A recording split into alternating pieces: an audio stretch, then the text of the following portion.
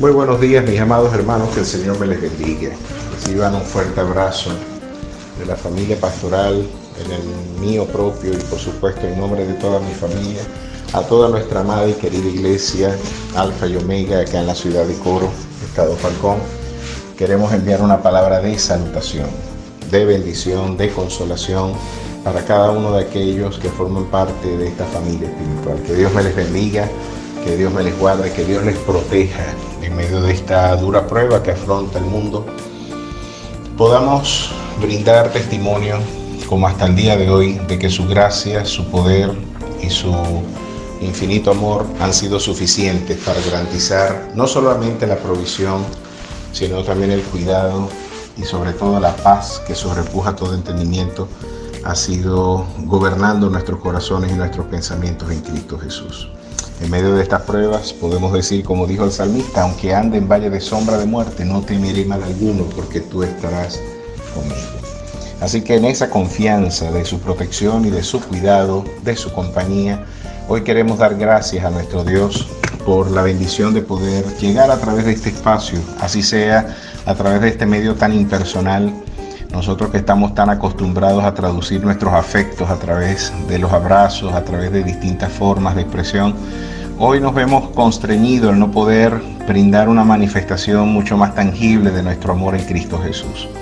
Pero estamos seguros que tiempos de refrigerio y de bendición más temprano que tarde acompañarán a nuestras vidas y confiamos de que Dios nos dará respuestas y salidas oportunas en los días del porvenir. Bueno, mis amados, vamos a estar abriendo nuestras Biblias en el libro de Apocalipsis, capítulo 3, verso 7, donde dice la palabra del Señor en esta preciosa carta dirigida a la iglesia de Filadelfia. Vamos a estar leyendo del verso 7 al verso 13. Y dice así la palabra del Señor. Escribe al ángel de la iglesia en Filadelfia, esto dice el santo, el verdadero, el que tiene la llave de David, el que abre y ninguno cierra, y cierra y ninguno abre. Yo conozco tus obras. He aquí he puesto delante de ti una puerta abierta, la cual nadie puede cerrar, porque aunque tienes pocas fuerzas, has guardado mi palabra y no has negado mi nombre. He aquí yo entrego de la sinagoga de Satanás a los que se dicen ser judíos y no lo son, sino que mienten. He aquí yo haré que vengan y se postren a tus pies y reconozcan que yo te he amado. Por cuanto has guardado la palabra de mi paciencia, yo también te guardaré de la hora de la prueba que ha de venir sobre el mundo entero, para probar a los que moran sobre la tierra. He aquí yo vengo pronto. Retén lo que tienes para que ninguno tome tu corona. Al que venciere, yo le haré columna en el templo de mi Dios, y nunca más saldrá de allí, y escribiré sobre él el nombre de mi Dios y el nombre de la ciudad de mi Dios, la nueva Jerusalén, la cual desciende del cielo de mi Dios, y mi nombre nuevo. El que tiene oído, oiga lo que el Espíritu dice a las iglesias. Amén. Dios y Padre Celestial, estamos y continuamos una vez más delante de tu maravillosa y sublime presencia. Agradecidos, como siempre.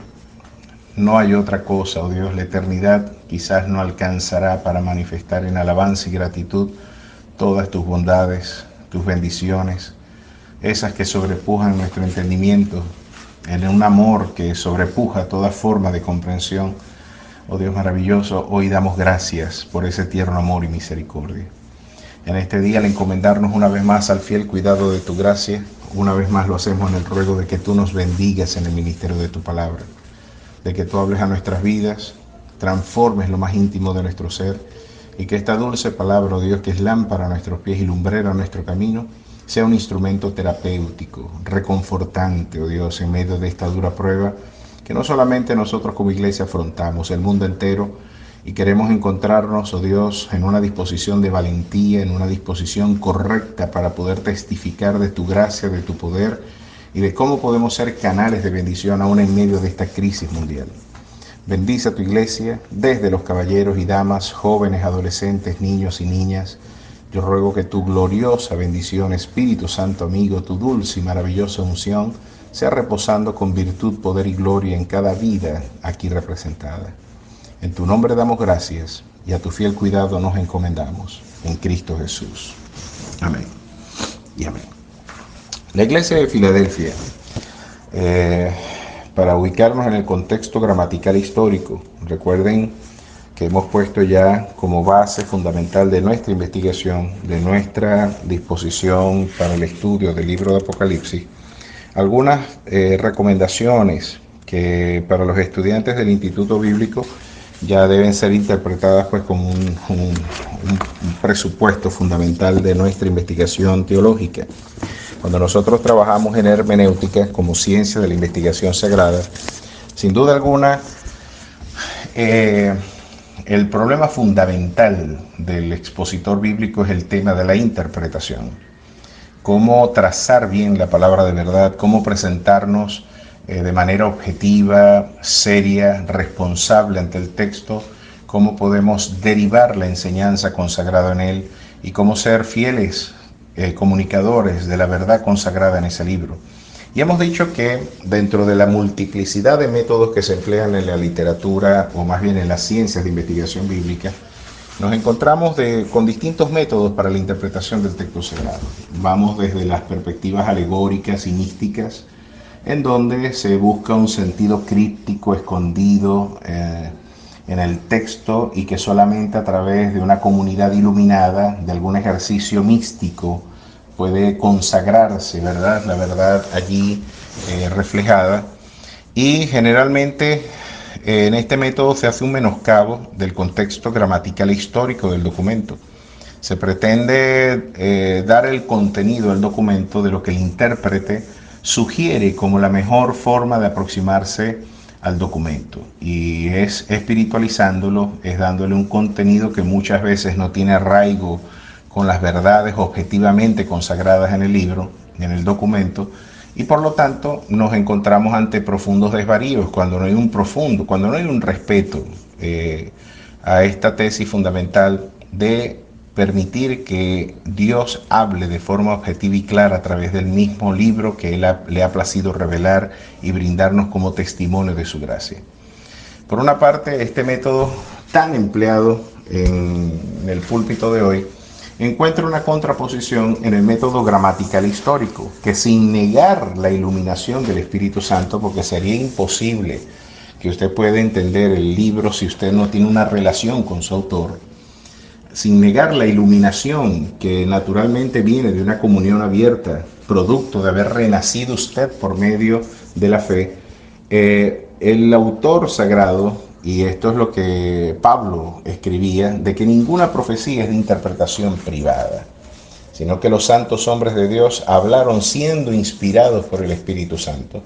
Así que este carácter privado, elitesco, esotérico, no forma parte de la auténtica investigación bíblica. La investigación bíblica puede ser objetivamente confrontada con la comunidad de fe, y la comunidad de fe puede dar testimonio a través del objetivo de la objetiva revelación consagrada en las Escrituras, puede dar testimonio de que esas gloriosas verdades invariablemente dicen lo mismo en tiempos de nuestra crisis como en tiempos de prosperidad y de bendición, en momentos de alegría como en tiempos de tristeza. Así que más allá de nuestros afectos, arraigos y sentimientos, hay una forma de aproximarse al documento que es a través de una aproximación gramatical e histórica. ¿Qué dice el texto? ¿Cuáles son los instrumentos lingüísticos empleados en él? Cada palabra, cada tilde, cada accidente gramatical tiene un profundo sentido para la interpretación del texto, y a ese criterio nos ceñimos. En nuestras dificultades y en nuestras limitaciones entendemos que esa es la mejor manera, la manera más responsable de asistir al desafío de la exposición del texto sagrado. Y por supuesto, ubicarlo en su contexto histórico. La ubicación en su contexto histórico viene a darnos de alguna forma también una idea de cuáles eran las realidades sociales, culturales, políticas, espirituales, religiosas que formaban parte, en este caso, de la experiencia del autor sagrado o del lugar a la cual iba dirigida, en este caso, el testimonio de fe. Aquí nos encontramos ante una comunidad, la Iglesia de Filadelfia, que no solamente es interpretada como una iglesia que se autopercibe como débil, sino que la misma ciudad que formaba parte de en la que se encontraba la iglesia, era un lugar donde habían profundas debilidades. Una de ellas, entre las características que le fueron propias a la experiencia geográfica, cultural y social de Filadelfia, era que era una localidad muy expuesta, en este caso a movimientos telúricos, a sismos. Varios terremotos destruyeron la ciudad al punto que Tiberio tuvo que reconstruirla en algún momento de su desarrollo histórico. Y para el momento en el que se escribió esta epístola, o más bien la carta o libro de Apocalipsis, más bien, la ciudad era bastante joven cuando Juan redactó la carta.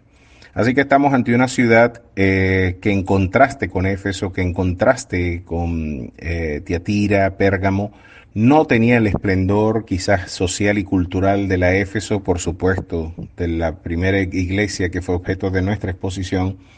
Y esto le agrega pues unas condiciones bien interesantes, porque la debilidad que luego se distingue como característica distintiva de la iglesia de Filadelfia no solamente es una característica de la iglesia, es una característica de la comunidad en general.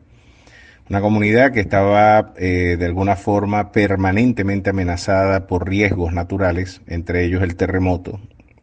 Y por supuesto, esto vino a darle características muy propias a la comunidad que es objeto de nuestra exposición. Al igual que a la iglesia de Esmirna, estas dos iglesias, Esmirna y la iglesia de Filadelfia, fueron las únicas que no recibieron duras reprensiones por parte del Señor. Y lo que tenían en común es que ambas se interpretaban débiles, ambas se interpretaban sin recursos, ambas se interpretaban en una profunda minusvalía en términos económicos, en términos sociales, en términos de influencia social. Sin embargo, fueron las dos iglesias que fueron celebradas y alabadas por nuestro Señor. Basta contrastar, por ejemplo, la experiencia de la iglesia en Sardis. Curiosamente, debe ser muy duro escuchar la idea de que Dios te diga que tienes nombre de estar viva, pero en realidad estás muerta.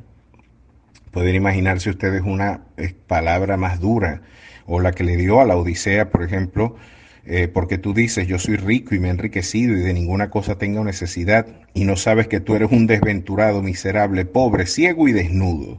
Estas palabras en el capítulo 3, verso 17 del libro de Apocalipsis son una solemne y dura realidad que la iglesia posmoderna, la iglesia de hoy, quizás tenga que escuchar de nuevo.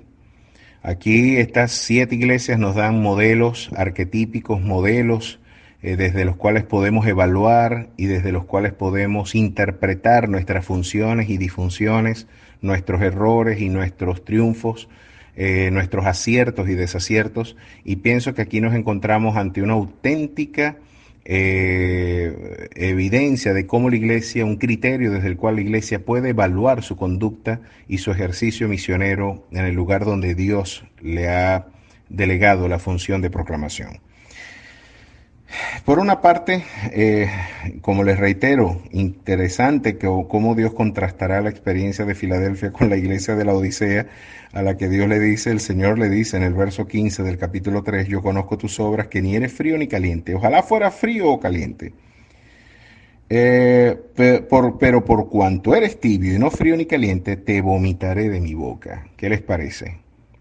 Esta dura y solemne exhortación pienso que es una extraordinaria muestra de cómo la iglesia de hoy debe tener muy presente que más allá de las declaraciones de estos meros mantras que hoy se han empleado para la justificación de la bendición, yo decreto, yo confieso, si fuera real esa doctrina, estas iglesias se confesaban como viva y Jesús le dijo, tú en realidad estás muerta. Y por otra parte, la Odisea se interpretaba y se confesaba rica, enriquecida y que no tenía ningún tipo de necesidad, y contrasta con la espada del Espíritu que vino a confrontar la liviandad y la superficialidad de esta iglesia cuando Jesús le dice, no, tú no eres rica ni enriquecida y no estás de alguna forma sin ningún tipo de necesidad. Lo que tú no sabes es que eres un desventurado, un miserable, pobre, ciego y desnudo. Si fuera cierta esta versión de que yo lo que decreto, eso recibo, esta iglesia nunca hubiese recibido esa exhortación. Ellas se decretaban vivas, ricas, enriquecidas y no tenían necesidad. Y a Sardis Jesús le dice, tienes nombre de estar viva, pero en realidad estás muerta. Y tú que afirmas ser rica, en realidad eres una desventurada, pobre, miserable y desnuda. Bueno, eso por una parte. Aquí tenemos entonces eh, un ejercicio en donde correctivamente la iglesia debe, de alguna forma, siempre mirarse como un espejo. Estas experiencias no hacen sino despertar humildad en nuestro corazón, más allá de considerarnos nosotros en la perspectiva correcta. Pienso que estas 7 iglesias vienen a exhortarnos duramente y vienen a poner en contraste quizás nuestra soberbia religiosa.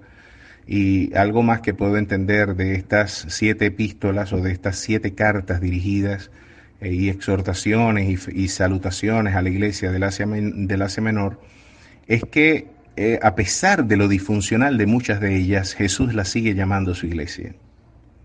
A pesar de encontrarse en profundo desvarío, el amor de Jesús sigue siendo invariable.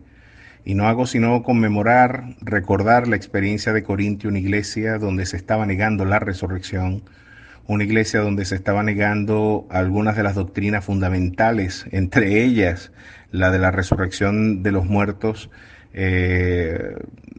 la infalibilidad, en este caso, que reposaba en los escritos paulinos, y gran parte de los criterios que la iglesia de Corinto estaba empleando, entre ellos el ver que había un acto de inmoralidad público y notorio en la asamblea, donde un hombre tenía por mujer a la esposa, a la mujer de su padre, y todo esto bajo la anuencia, o más bien bajo la inadvertida, o más bien la actitud de indulgencia de una iglesia que, en lugar de reprochar y de censurar lo que estaba sucediendo, fueron bastante livianos en tanto al trato con ese tipo de manifestaciones y pecados, de transgresiones. Bueno, estas iglesias nos vienen a enseñar duramente lo que en nuestro ejercicio cotidiano, porque nuestros pies se ensucian caminando en este mundo, necesitamos permanentemente limpiarnos, ¿verdad?, con el agua pura de su palabra, siempre evaluando nuestra conducta, como dirían los reformados del siglo XVI, estar en una permanente reforma. El que está bautizado en la palabra del Señor, que es otra forma de expresar el bautizo auténtico de la presencia del Espíritu Santo en nuestras vidas por medio de la renovación y regeneración espiritual, por medio de la fe, ese hombre y esa mujer estarán permanentemente preocupados por querer llevar fruto ante la presencia del Señor. Ese es uno de los testimonios inequívocos de la presencia de Cristo en nuestras vidas. El querer sobreabundar en fruto y llevar fruto ante la presencia de nuestro Dios es el testimonio inequívoco de su presencia en nuestras vidas. Ya Jesús lo dijo: por sus frutos los conoceréis, no por sus palabras, no por sus códigos religiosos, no por el aparato coreográfico de su ejercicio litúrgico, no por todos los ademanes y los símbolos que pueden perfectamente imitarse. Lo que no se puede imitar es la auténtica y gloriosa obra del Espíritu Santo en nuestras vidas. Eso se tiene o no se tiene. Pero a pesar de lo disfuncional de estas iglesias, Él las siguió llamando iglesias, porque a pesar de que nosotros seamos infieles, Él permanecerá fiel. Él no puede negarse a sí mismo, no sin antes llamarles al arrepentimiento para que no pierdan el galardón, el premio de justicia que espera por aquellos que realmente han encontrado redención. Bueno, y explorando esta iglesia, mira lo que Dios le dice a la iglesia de Filadelfia. Escribe al ángel de la iglesia en Filadelfia: esto dice el santo, el verdadero, el que tiene la llave de David, el que abre y ninguno cierra, y cierra y ninguno abre. Generalmente las salutaciones que Jesús brinda en los inicios de cada una de estas iglesias vienen de alguna forma a recordarnos la naturaleza del Jesús revelado, Jesús revelándose a su iglesia. ¿Cuál es el carácter del Jesús, autor y consumador de nuestra fe? ¿Cuál es el carácter, naturaleza, conducta del Dios que de alguna forma es auténtico, propietario de su iglesia? Viene a contrastar abiertamente con gran parte de nuestras disfunciones personales.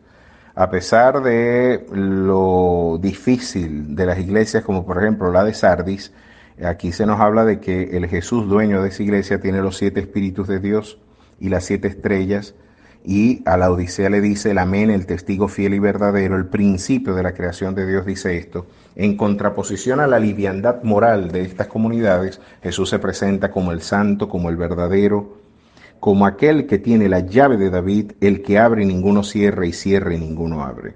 Esta expresión, a pesar de que se le está dando a Filadelfia, viene a traducir una palabra de consolación. Vamos a ver por qué de esa forma lo entendemos.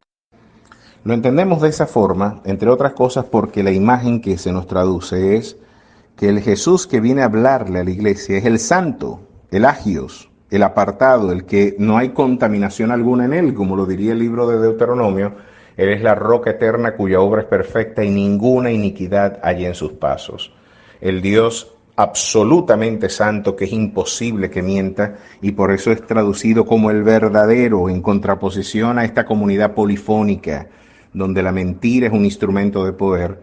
Jesús viene a decir, yo soy el santo y el verdadero, el que tiene la llave de David, y con esta noción viene a traducirnos el carácter mesiánico de su persona, el que viene a hablarnos del que da apertura al auténtico reino prometido al rey David, de que él es el cumplimiento profético e histórico de esas promesas consagradas al rey David, en el pacto davídico. Yo soy el que le dará consecución a ese programa escatológico, ese programa de los últimos tiempos, es lo que quiero decir con escatológico, en donde yo reinaré a las naciones. Así que yo me presento, y esto te lo digo para tu confianza, esto te lo digo para tu consuelo, esto te lo digo para que tú puedas peregrinar como viendo al invisible, a pesar de las adversidades, Filadelfia, a pesar de tu debilidad, querida iglesia. Yo quiero decirte que yo soy el santo, el verdadero, el que tiene las llaves del reino, el que abre y ninguno cierra, y cierra y ninguno abre. Con esto quiero decirte, yo soy el rey soberano de la historia. ¿Quién es el que abre y nadie cierra?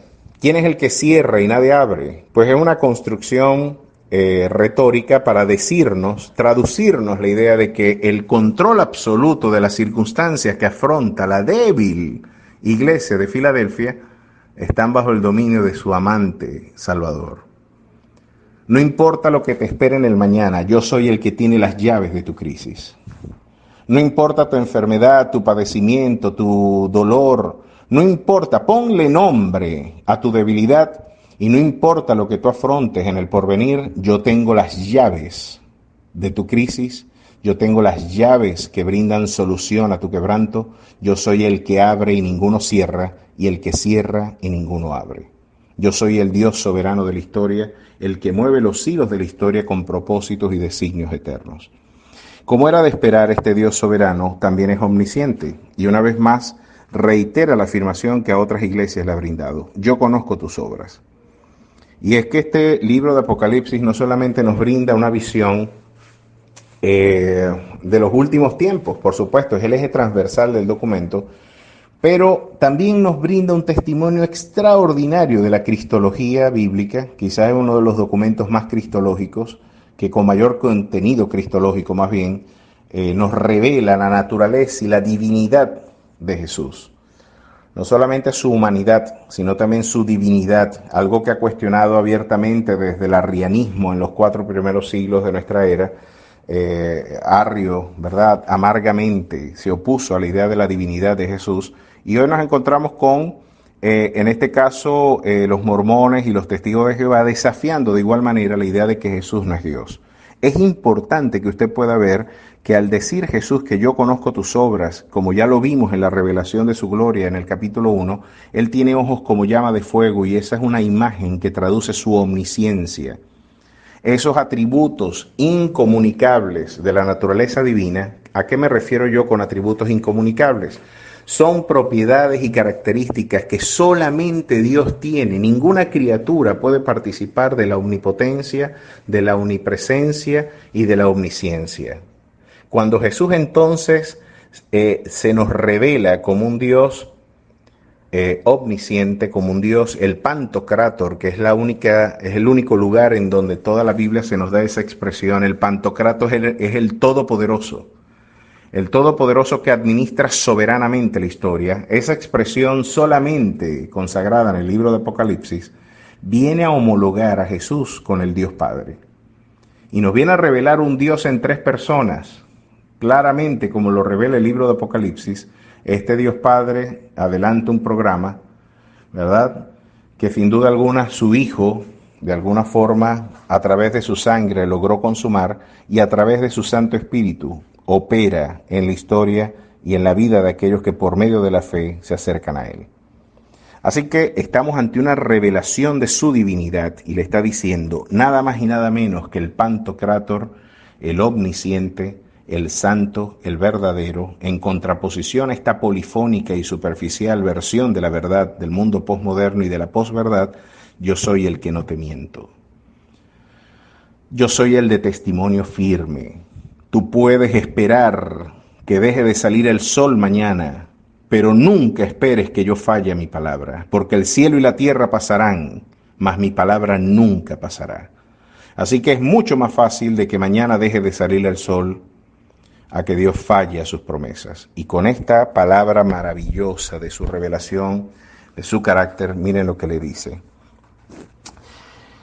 Yo conozco tus obras, he aquí he puesto delante de ti una puerta abierta, la cual nadie puede cerrar, porque aunque tienes pocas fuerzas, has guardado mi palabra y no has negado mi nombre. A pesar de la oposición que has tenido, te has mantenido firme. A pesar de tu debilidad, has guardado, y miren qué relevante, mi palabra y no has negado mi nombre. Hermanos, esta es una invitación maravillosa a ver cómo, claro que sí, en medio de nuestras debilidades, en medio de nuestras pruebas, en medio de nuestras crisis, podemos y debemos mantenernos firmes en nuestro testimonio. Podemos llevar fruto a pesar de la crisis. Podemos sobreabundar en alabanza en medio de nuestras pruebas y dificultades. Después de todo, queridos hermanos, eso era lo que nos había revelado el libro de Deuteronomio en el capítulo 8.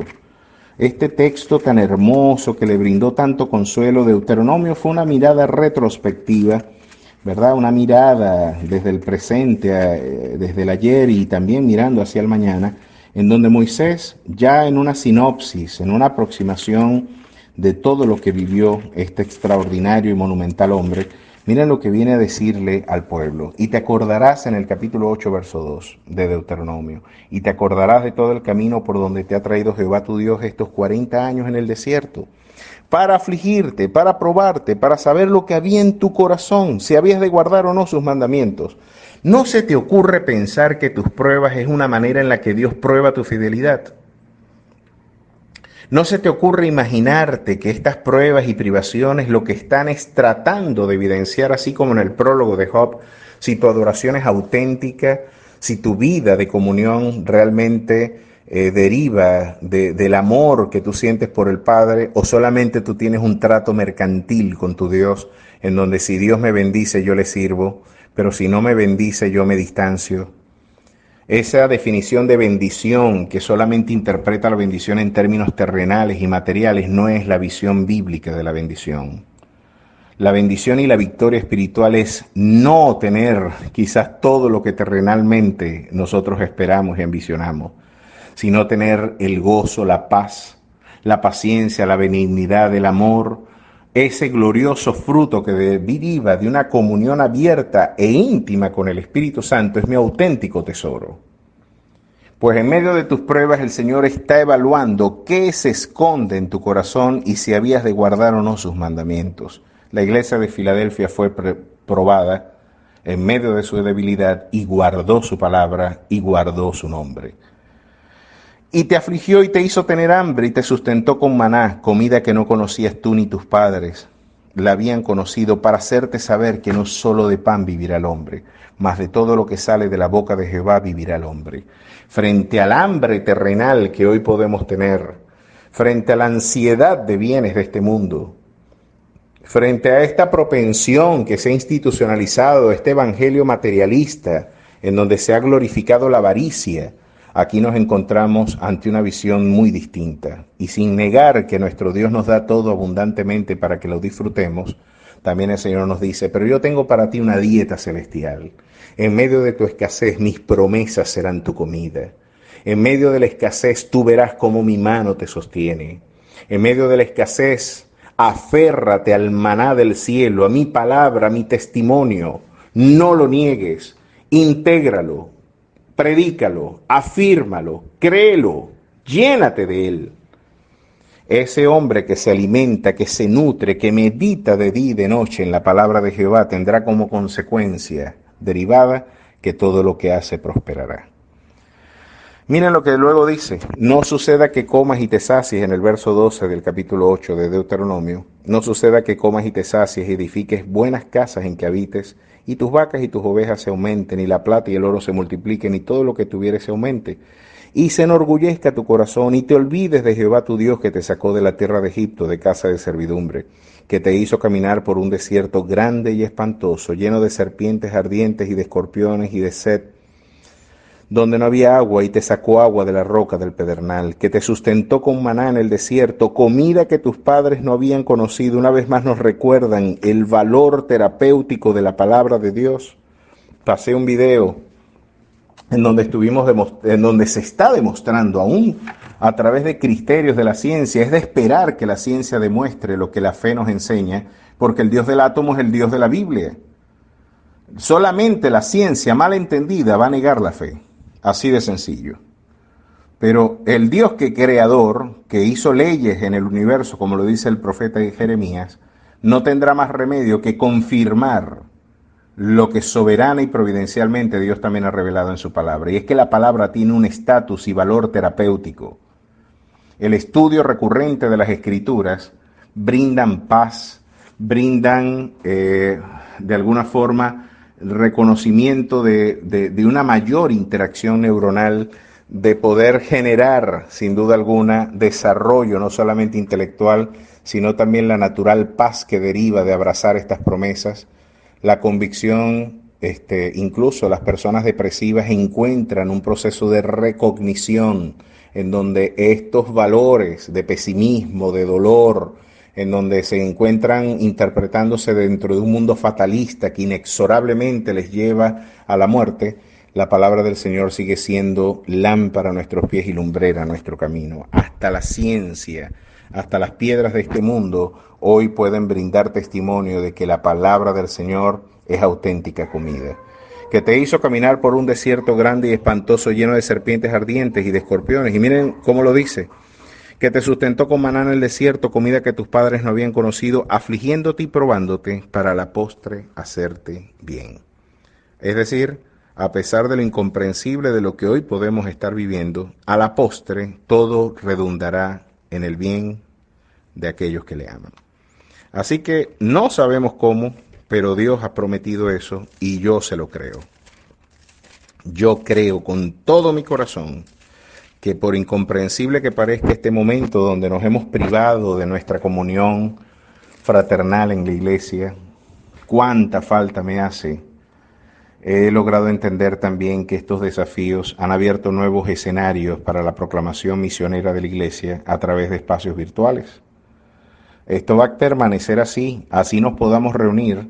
Hemos crecido y hemos extendido nuestras estacas y hoy estamos saturando a través de distintas opciones virtuales, instrumentos para captar, para evangelizar, para proclamar las virtudes de aquel que nos llamó de las tinieblas a su luz admirable.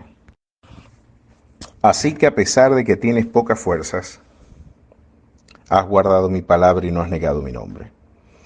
Y miren lo que Dios promete: he aquí yo entrego de la sinagoga de Satanás a los que se dicen ser judíos y no lo son, sino que mienten. He aquí yo haré que vengan y se postren a tus pies y reconozcan que yo te he amado.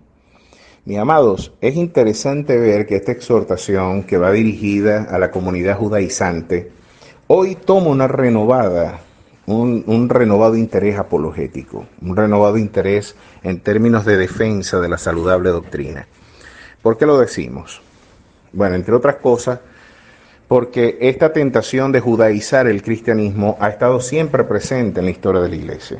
Esta idea de que, retornando a las comidas, a los alimentos kosher, a los alimentos puros desde la perspectiva del Talmud judío, ha sido pues lamentablemente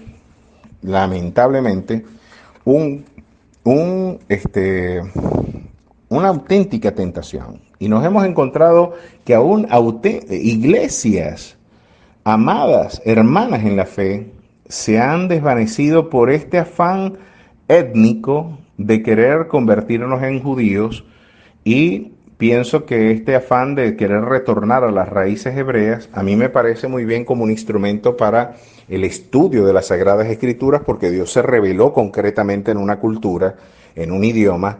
Dios se reveló bajo ciertos códigos que le son muy propios a una comunidad histórica amadísima que es el pueblo de Israel, por quien nosotros tenemos un profundo amor invariable e inalterable. Sin embargo, la agencia de la salvación no es Israel. La agencia de la salvación es la iglesia. Y no es enculturándome, no es transformándome a través de una resocialización cultural que yo encontraré salvación. No es a través de volver a los rudimentos que tipológica y simbólicamente significaban las regeneraciones del espíritu que yo lograré, en este caso, salvación.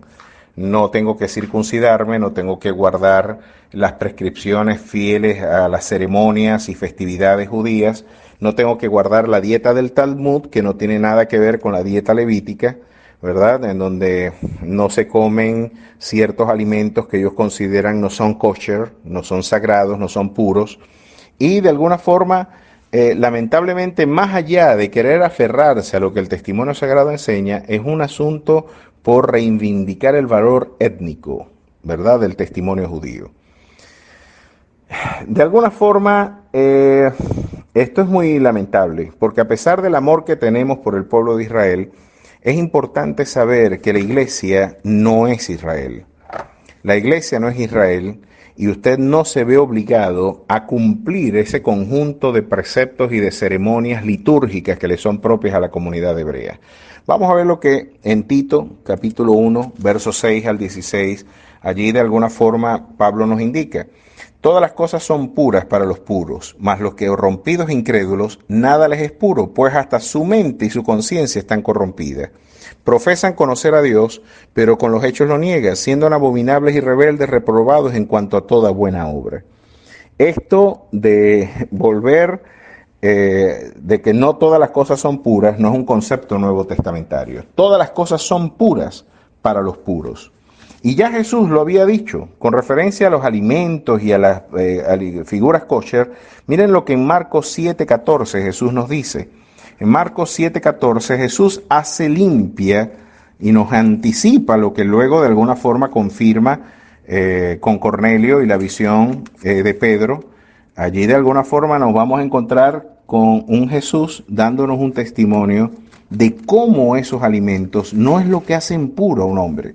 En Marcos 7:14 y los versos sucesivos dice así: y llamando así a toda la multitud les dijo: oídme todos y entended, nada hay fuera del hombre que entre en él que le pueda contaminar, pero lo que sale de él, eso es lo que contamina al hombre. Si alguno tiene oídos para oír, oiga. Cuando se alejó de la multitud y entró en la casa, le preguntaron sus discípulos sobre la parábola. Y él les dijo: ¿también vosotros estáis así sin entendimiento? ¿No entendéis que todo lo de fuera que entra en el hombre no le puede contaminar, porque no entra en su corazón, sino en el vientre y sale a la letrina? Esto decía, haciendo limpios todos los alimentos. ¿Qué les parece? Hoy en la dieta talmúdica, donde de alguna forma se quiere poner eso como el criterio de los alimentos kosher o no kosher, santos o puros y purificados o no puros, lamentablemente, lejos de estar contribuyendo a la extensión del Evangelio de la Gracia, el Evangelio de la Gracia, que tiene un valor universal, no es etnográfica nuestra experiencia misionera. Nosotros, más allá de querer resocializar e enculturar a las comunidades que son objeto de proclamación del Evangelio, lo que estamos es brindando una regeneración espiritual que va más allá de los códigos culturales. Lamentablemente, el énfasis de esta iglesia sigue siendo un factor de seducción. Miren cómo lo dice Pablo en Colosenses, capítulo 2, verso 16 al 23. Pablo también tiene una dura reprensión para la iglesia de Colosas. Esta iglesia también ya estaba sintiendo simpatía por el retorno a estas prácticas, no solamente judías, sino también gnósticas. Y en Colosenses 2:16 en adelante, el apóstol Pablo reprocha de la siguiente manera: por tanto, nadie os juzgue en comida o en bebida o en cuanto a días de fiestas, luna nueva o días de reposo, que se puede traducir por sábados. Eso es lo que el original griego nos traduce. Todo lo cual es sombra de lo que ha de venir, pero el cuerpo es de Cristo. Así que nadie me debería ni juzgar en cuanto a la comida o la bebida, o en cuanto a días de fiesta, lunas nuevas o días de reposo. En Romanos capítulo 14, miren lo que ahora el autor sagrado, Pablo, en esta maravillosa epístola viene a recordarnos. Una de las epístolas con mayor sistematicidad del pensamiento paulino, aquí en el capítulo 14, ¿verdad? Verso 14, miren lo que Pablo dice: yo sé y confío en el Señor Jesús que nada es inmundo en sí mismo, mas para el que piensa que algo es inmundo, para él lo es. Es un tema de conciencia. Y miren, aquí Pablo le sigue reiterando a la iglesia, porque el reino de Dios no es comida ni bebida, sino justicia, paz y gozo en el Espíritu Santo. Qué interesante. Ya Pablo también en ese mismo capítulo 14, verso 5 dice: uno hace diferencia entre día y día, otro juzga iguales todos los días, cada uno esté plenamente convencido en su propia mente. El que hace caso del día lo hace para el Señor, y el que no hace caso del día para el Señor no lo hace. El que come, para el Señor come, porque da gracias a Dios. Y el que no come, para el Señor no come y da gracias a Dios. Pues eso me ayuda a entender lo que el verso 17 dice: porque el reino de Dios no es comida ni bebida, sino justicia, paz y gozo en el Espíritu Santo. Así que más, si fuera un imperativo, si fuera un elemento ya compulsivo, tener yo que guardar el día sábado como una prescripción ineludible de la iglesia, Pablo nunca hubiera dicho lo que está diciendo aquí a los romanos, de que unos guardan un día y otros no lo guardan, y el que no lo guarda para el Señor tampoco lo guarda. Porque nuestro reposo es Jesús. Venid a mí lo que estéis trabajados y cansados, que yo os haré descansar. Así que si usted está en Cristo Jesús, usted entró en el auténtico reposo que tipológicamente el sábado traducía para la prescripción ceremonial hebrea. Usted, al adquirir por la fe a Jesús como el auténtico reposo de su vida, de sus obras, para encontrar la justicia que de manera inmerecida, ¿verdad?, nuestra cansada experiencia personal no podía encontrar por medio de la observancia de la ley, ya en Cristo Jesús ustedes y yo hemos entrado en el reposo del Señor. Así que damos gloria a su precioso nombre, porque esta gloriosa palabra, esta gloriosa verdad, sigue siendo lámpara a nuestros pies y lumbrera a nuestro camino. Pero esta comunidad de judíos que estaban interesadísimos en socavar la integridad doctrinal de la iglesia, estaban poniéndole tropiezo a la iglesia de Filadelfia. Gracias a Dios se consiguieron con una iglesia resistente, con una iglesia que no sucumbió ante la penetración judaizante. Y mire lo que dice aquí: yo entrego de la sinagoga de Satanás a los que dicen ser judíos y no lo son, sino que mienten. He aquí yo haré que vengan y se postren a tus pies y reconozcan que yo te amo. Porque esa es una de las características de este movimiento, que tiene una profunda soberbia, considerar y pensar de que ellos son los que agotaron la franquicia del reino de los cielos. Es decir, miran con desprecio a aquellos que no participan de todos estos elementos que les son propios, estos elementos étnicos, etnográficos que les son propios a la comunidad hebrea. Mirar con desprecio, porque después de todo parece que me da mayor esplendor la observancia de ciertas leyes, de ciertas normas y ceremonias, parece que me da mayor esplendor religioso y social. Pues esta soberbia y este particularismo hebreo que fue muy propio de la experiencia de Jonás, en donde él se resistía a predicarle a una comunidad gentil, pues el Señor de vez en cuando su gracia y su justicia y misericordia así lo disponen, le tuerce el brazo de la soberbia a aquellos que pretenden justificarse por sus obras. No le quedará más remedio a esta comunidad, ¿verdad?, muy soberbia y altiva, que se justifica y se presenta como inexpugnable por la observancia de ciertos ritos y ceremonias litúrgicas de profundo arraigo étnico, que sirvieron como elemento tipológico y simbólico de los elementos y de las verdades consagradas en la manifestación, encarnación, vida y muerte de nuestro Señor, ¿para qué yo seguir las sombras si yo tengo la realidad palpable del Espíritu Santo? ¿Para qué yo seguir los ritos y festividades que me hablaban del Jesús que ahora por la fe mora en mi vida?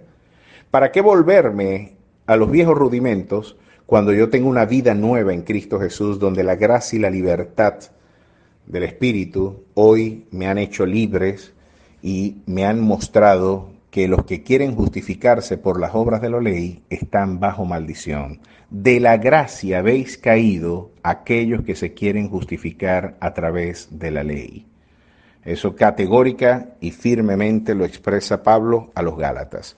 Y por eso les dice a los Gálatas: si un ángel del cielo o aún yo mismo os anunciara un evangelio diferente, el tal sea anatema. No podemos permitir que estas mentiras se cuelen, pero yo voy a permitir, torciendo el brazo de la soberbia de estas brotes permanentes de herejía, que reconozcan que yo te he amado. Estos que piensan que ellos agotaron la franquicia del reino, ese particularismo hebreo en donde se piensa que el mundo gentil no puede participar de la herencia eterna, a de no ser que tú te hagas judío, no vas a poder participar de estos bienes espirituales. Pues fue muy desafiado ese criterio cuando Jonás tuvo que predicar a una comunidad gentil y Dios en su infinita gracia demostró al profeta sectario, a ese sectarismo y ese particularismo hebreo, fue desafiado por el universalismo misionológico.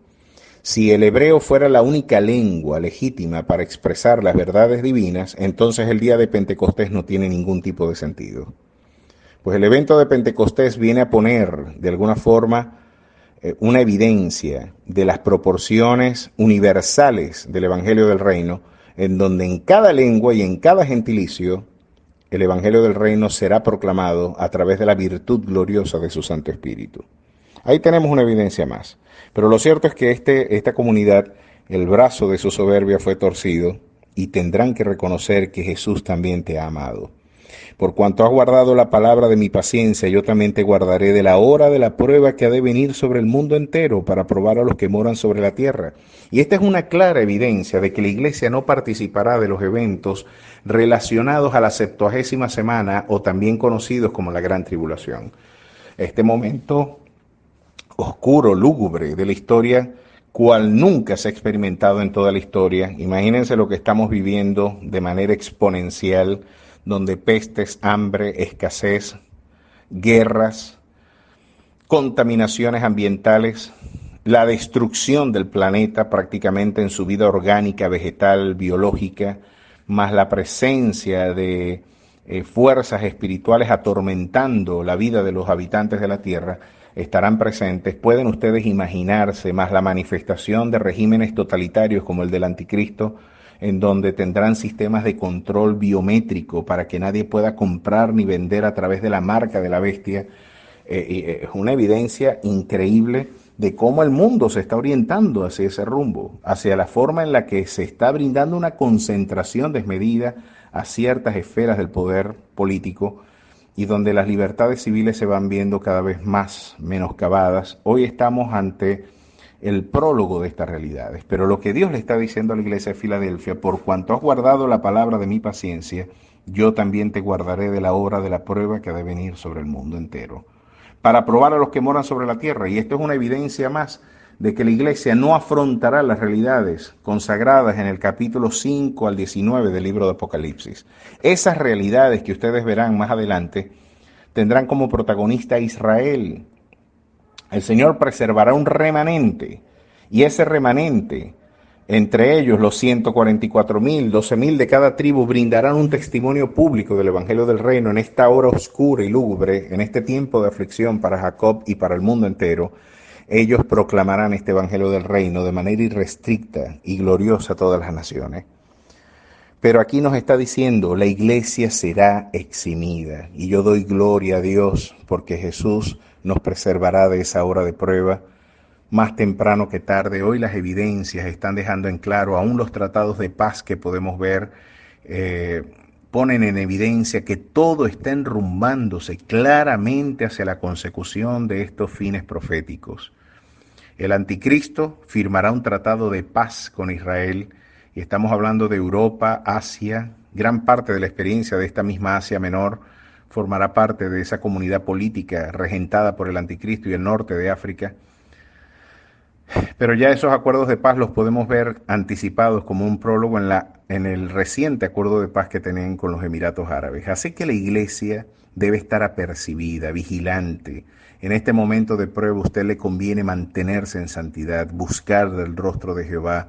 Hoy más que nunca, a pesar de no podernos reunir, debemos mantener encendidas nuestras lámparas en búsqueda irrestricta de su rostro, en clamar para que su gloriosa presencia nos guíe a toda verdad y poder sobreabundar en fruto en medio de esta prueba, mis amados hermanos, que después de todo lo que está poniendo en evidencia es nuestra fidelidad. ¿Hasta qué punto nuestra fidelidad es evidente y puede ser probada? Manténgase fiel, sobreabunde en fruto, dele gloria a su Dios, no desmaye en su búsqueda, que el Señor sin duda alguna tiene grande galardón. He aquí yo vengo pronto, y es la exhortación: no se te olvide que el Señor viene, retén lo que tienes para que ninguno tome tu corona. Y a pesar de que esa salvación, ese Dios mantiene firme su palabra, el galardón, mis amados, sí puede cambiar. Y el galardón tiene que ver con los bienes terrenales y los premios celestiales que usted adquirirá producto del servicio en la obra. Así que no desmayes. Espera un estéfanos. Esa es la expresión griega que se emplea allí. Era una corona de laureles con la que se condecoraba en el bimá a los que de alguna forma triunfaban en las competiciones olímpicas. El Señor espera condecorar tu servicio. El Señor espera condecorar la labor que has emprendido. Nada de lo que tú haces, mis hermanos, a pesar de que nadie lo sepa, es un auténtico escándalo en el Señor. Cuando tú le das alimentos a tus hermanos que padecen necesidad, sin necesidad de hacer ostentación de lo que estás haciendo, el Señor se complace de ese tipo de sacrificio. Y Dios tiene galardón para aquellos que generosamente también dan al necesitado, aquellos que proclaman la palabra del Señor, aquellos que ministran la necesidad no solamente material, sino espiritual de sus hermanos, aquellos que proclaman el Evangelio en tiempo y fuera de tiempo, con comodidad o con incomodidad, aquellos que están ejercitándose en la proclamación del reino, sin duda alguna tendrán una corona gloriosa. El Señor anhela condecorar tu servicio y tendrás galardón maravilloso, un galardón también incorruptible espera por ti. Y miren lo que dice: al que venciere yo le haré columna en el templo de mi Dios, y nunca más saldrá de allí, y escribiré sobre él el nombre de mi Dios y el nombre de la ciudad de mi Dios, la nueva Jerusalén, la cual desciende del cielo. Y qué interesante, de mi Dios y mi nombre nuevo. El que tiene oído, oiga lo que el Espíritu dice a las iglesias. Pues en medio de esta crisis política, donde las identidades nacionales, este es el proyecto que el globalismo adelanta: la disolución de nuestras identidades patrias, la disolución de la identidad nacional a través de la movilización disruptiva de desplazados políticos. Eso sucedió con Siria en Europa, sucedió con Venezuela en el resto de América, ha sucedido con Guatemala y su penetración, y El Salvador y su penetración a los estamentos políticos norteamericanos. Esta movilización demográfica como proyecto persigue la disolución de la identidad nacional. El globalismo se pretende imponer como una agenda de gobierno universal donde conviene destruir las identidades nacionales y de alguna forma imponer una agenda política universal, una religión universal, un líder mundial. Todo está encaminado para la consecución de esa realidad. Pero esto, que puede sonar lúgubre, triste, el Señor lo contrasta con la posibilidad de que aún tu nombre esté escrito en las columnas de esa ciudad. Así como nuestras calles tienen nombres de algunos próceres: Tirso Salaverría, ¿verdad? La avenida Roosevelt, así como tenemos lugares, la Chema Saer. Imagínese usted en esa ciudad celestial, una columna, una localidad, llevar el nombre suyo como testimonio de su servicio en la obra. Pues nosotros predicamos que esa Jerusalén es nuestra auténtica patria.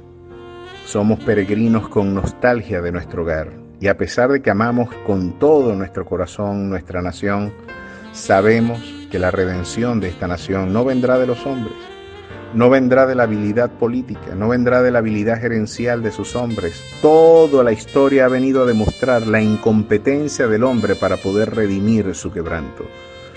Las mejores intenciones a través de la historia han quedado demostradas que no basta con intenciones, el corazón del hombre es corrupto. Y a pesar de nuestros esfuerzos por plantear modelos y criterios políticos de bienestar, el hombre no ha podido construir un auténtico lugar donde nosotros sí proclamamos que el león y el cordero pastarán juntos. Nuestra oración es que ese Dios, más temprano que tarde venga, funde un reino sempiterno y ustedes y yo formaremos parte no solamente de esa gloriosa experiencia, aún tu nombre estará en esa ciudad. ¿Qué te parece? Hay grande galardón. El que tiene oído, oiga lo que el Espíritu dice a las iglesias. Con esto quiere decir Jesús, no solamente se lo estoy diciendo a Filadelfia, te lo estoy diciendo a ti.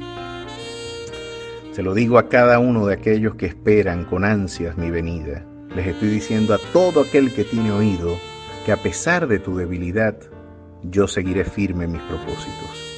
A pesar de que tú no puedes mantenerte firme a través de tus propias fuerzas, mi amor, una fe anclada en mí, como lo diría J.I. Packer, cuando tu fe es sustentada por tu Dios, tú no podrás soltarte de ella, porque no tienes suficiente fuerza para poder zafarte del abrazo divino. Qué glorioso es saber, mi amado hermano, que con amor inalterable Jesús abraza tu debilidad. Curiosamente, el camino es la debilidad. Morir a nosotros para vivir su vida, perderme en Él y así encontrarme. Morir a mis agendas, mi debilidad brindará un testimonio de que su gloria se manifieste y de esa manera, a pesar de que nos podemos percibir débiles, el Señor dice, yo he abierto una puerta que nadie puede cerrar. Mantente firme y fiel a lo que yo te he delegado.